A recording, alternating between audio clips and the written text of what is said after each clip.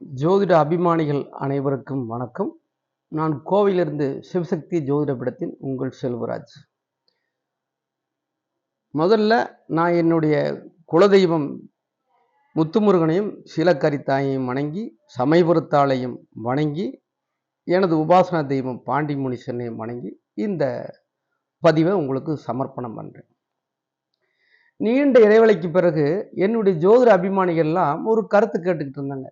குருவும் சனியும் எங்கள் ஜாதகத்தில் சேர்ந்துருக்குது, இது எங்களுக்கு எந்த மாதிரியான பலன்களை பண்ணும் அப்படிங்கிறது சில விளக்கங்கள் கேட்டிருந்தாங்க. அந்த நேயர்களுக்காகத்தான் இந்த பதிவு. பொதுவாகவே பார்த்தீங்கன்னா காலச்சக்கரத்துக்கு இந்த குருவும் சனியும் தர்ம கர்மாதிபதிகள். அப்போ இவங்க ரெண்டு பேரும் ஒன்று சேர்றது இந்த 12 ராசிகளில் சேர்ற இடத்தை பொறுத்து பலாபலன்களில் மாறுதலை சந்திக்கும்.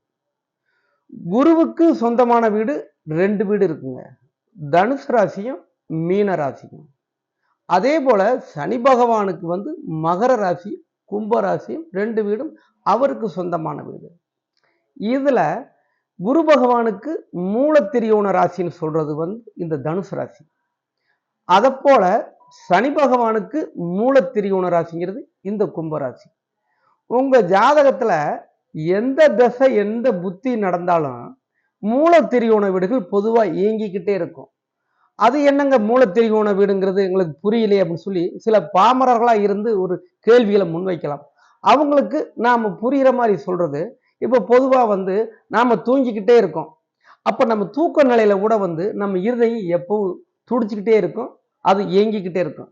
அதை போலதான் இந்த மூலத்திரியோணங்கள் சூரியனுக்கும் சந்திரனுக்கு உள்ள ராசிகளா இருக்கட்டும், செவ்வாய்க்கு குரு புதனுக்கு உள்ள ராசிகளா இருக்கட்டும், எந்த கிரகங்களுக்கும் அதனுடைய மூலத்திரியோண வீடுகள் இந்த 7 கிரகங்களுக்கும் இயங்கிக்கிட்டே இருக்கும். ராகு கேதுகளுக்கு சொந்த வீடு இல்லைங்கிறதுனால அதுக்கு மூலத்திரியோண ராசி அப்படிங்கிற எந்த கணக்கும் அதுக்கு கிடையாது. இப்ப நாம பேச போற பதிவுல குருவும் சனியும் இயங்கிக்கிட்டு இருக்குங்கிற ஒரு கருத்து வரும்போது, இந்த குருவும் சனி நெருப்பு ராசியில பொதுவாக இவங்க இருக்கக்கூடாது. இது ஒரு பொதுவான நிலைப்பாடு. அப்போ நெருப்பு ராசியில் இருக்கக்கூடாதுங்கும் போது நீர் ராசியில இருக்கலாமாங்கிற ஒரு கேள்வியை நம்ம முன்வைக்கலாம். நீர் ராசி பாவத்தை, அந்த ஒரு பீடைகளை தொலைக்கக்கூடிய இடம். இப்ப நம்ம முனிவர்கள் அந்த காலத்துல பாத்தீங்கன்னா அந்த நீரை தெளிச்சு விட்டு அவங்களுக்கு பாவ விமோச்சனம் கொடுக்குறேன்னு சொல்றதெல்லாம் அந்த நீரை வச்சுத்தேன். அப்ப நீர் கங்கை ஒரு புனிதமான அமைப்பு. அப்ப நீர் ராசியில இவங்களுடைய இணைவு இருந்துட்டா அதனுடைய பாதிப்பு கம்மி. அப்போ குருவோ சனியோ இவங்க 2 பேர்ல யாரு பலம் மிக்கவங்களோ அவங்களுடைய அமைவை பொறுத்து அந்த பலன்களை அவங்க இரட்டிப்பா கூட்டுவாங்க.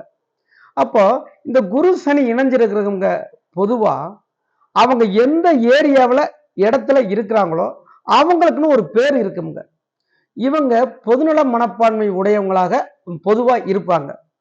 இந்த வீட்டுல யார் இருக்காங்கன்னு சொல்றதை விட இந்த தகப்பனாருடைய பேரை சொல்லி அந்த ஜாதகருக்கு அழைப்பு கொடுக்கறத விட அந்த பையன் பேரை சொல்லி தகப்பனார சுட்டி காட்டுவாங்க.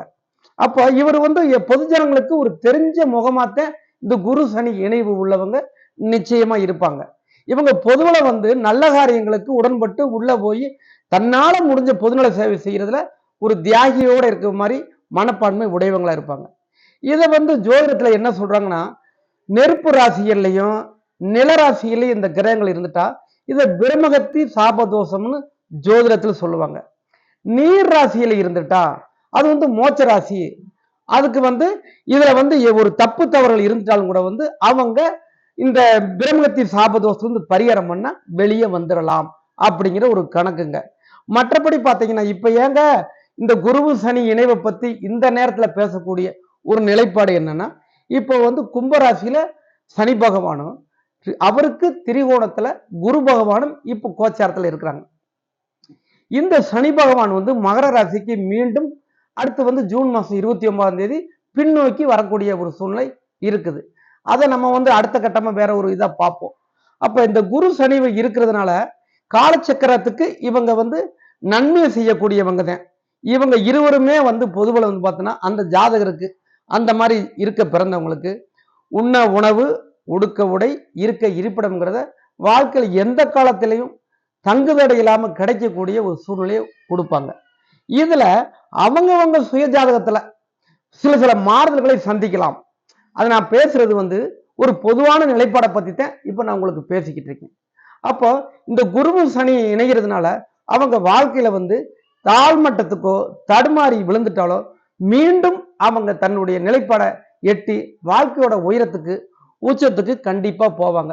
இதுல மாறுபட்ட கருத்து எதுவுமே இல்லை. நன்றி, வணக்கம். மீண்டும் அடுத்த ஒரு பதிவில் சந்திக்கிறேன்.